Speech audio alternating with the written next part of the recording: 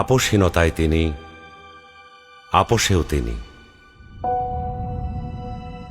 বাংলাদেশের রাজনীতিতে তিনি এক নিঃসঙ্গ শেরপা। এরশাদের স্বৈরশাসনের বিরুদ্ধে সদ্য রাজনীতিতে এসে তিনি গণতন্ত্রের প্রশ্নে অবিস্মরণীয় ভূমিকা রেখে ভূষিত হলেন আপোষহীন নেতৃত্বে। 2007-এর 1/11-এর দুঃশাসনের কালেও আপোষহীন রইলেন।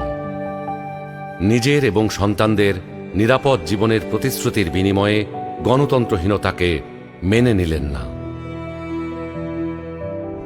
ফ্যাসিস্ট হাসিনার আমলে বিদেশ থেকে ফিরে এসে মিথ্যা মামলা মোকাবেলা করে জেলে চলে গেলেন। তবুও আধিপত্যবাদী রাজনীতির সাথে আপোষ করলেন না, হয়ে উঠলেন ফ্যাসিস্ট শাসন বিরোধী লড়াইয়ের অনন্ত প্রেরণা।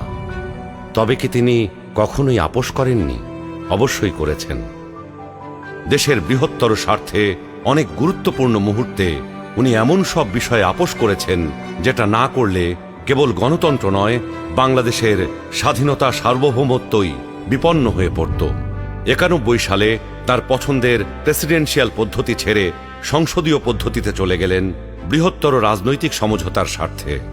বিরোধী দলের দাবির প্রতি শ্রদ্ধা জানাতে 96 সালে নির্বাচন করে অল্প কয়েকদিনের জন্য সংসদ অধিবেশনে বসে তত্ত্বাবধায়ক সরকার সংবিধানে যুক্ত করে ক্ষমতা ছেড়ে নির্বাচন দিয়ে বিরোধী দলে গিয়ে বসেন। 2008-এ একপেশে এবং অসমান নির্বাচনী ক্ষেত্রের কারণে পরাজয় নিশ্চিত জেনেও নির্বাচনে অংশ নেন গণতান্ত্রিক ধারাবাহিকতা রক্ষার জন্য। সকল মানুষের মতোই তিনিও নিশ্চয়ই সীমাবদ্ধতার ঊর্ধ্বে ছিলেন না, কিন্তু শিষ্টাচার, সৌজন্যবোধ, দৃঢ়তা, দূরদর্শিতা এবং প্রজ্ঞার সমন্বয়ে তিনি হয়ে উঠেছেন বাংলাদেশের রাজনৈতিক ইতিহাসের এক অনন্য চরিত্র। তিনি বেগম খালেদা জিয়া।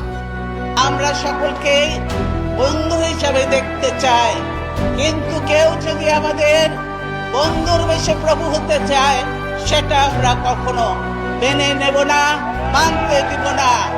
আরো প্রভুত্ব বাংলাদেশের জনগণ স্বীকার করবে না।